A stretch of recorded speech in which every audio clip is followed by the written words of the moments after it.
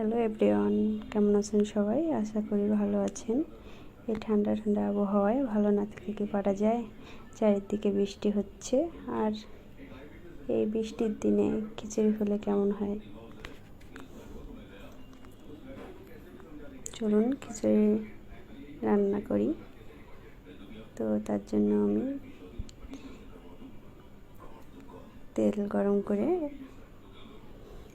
পেঁয়াজ, রসুন আর কাঁচামরিচ কেটে রেখেছিলাম আগে, সেটা দিয়ে দিলাম। তো এর ভিতরে আমি লবণ দিয়ে দেব।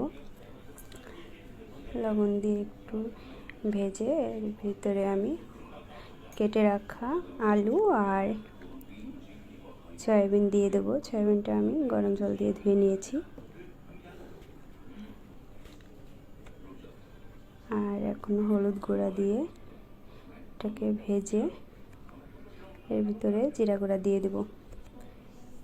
জিরা গুঁড়া দিয়ে এর ভিতরে আমি আগে থেকে ধুয়ে রাখা চাল আর ডাল দিয়ে কিছু সময় ভেজে জল দিয়ে দেবো।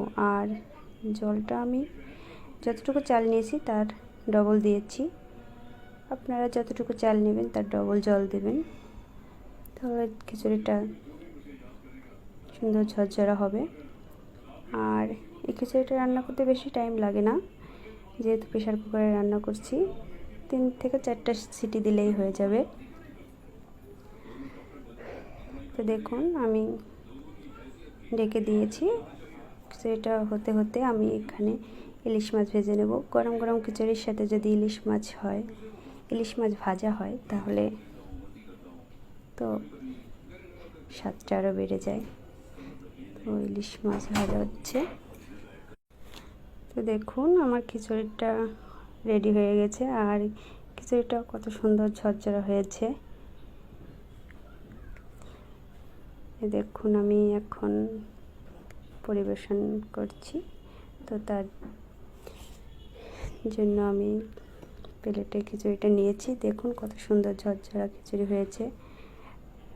আপনারাও এভাবে ঝরঝরা খিচুড়ি রান্না করতে চাইলে আমার ভিডিওটি দেখে যদি ভালো লাগে তাহলে ট্রাই করতে পারেন।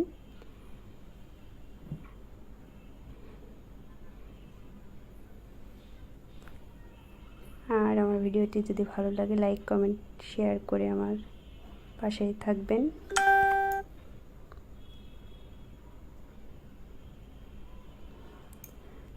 আজকের মতো টাটা, বাই বাই। দেখা হবে নেক্সট ভিডিওতে। ভালো থাকবেন সবাই।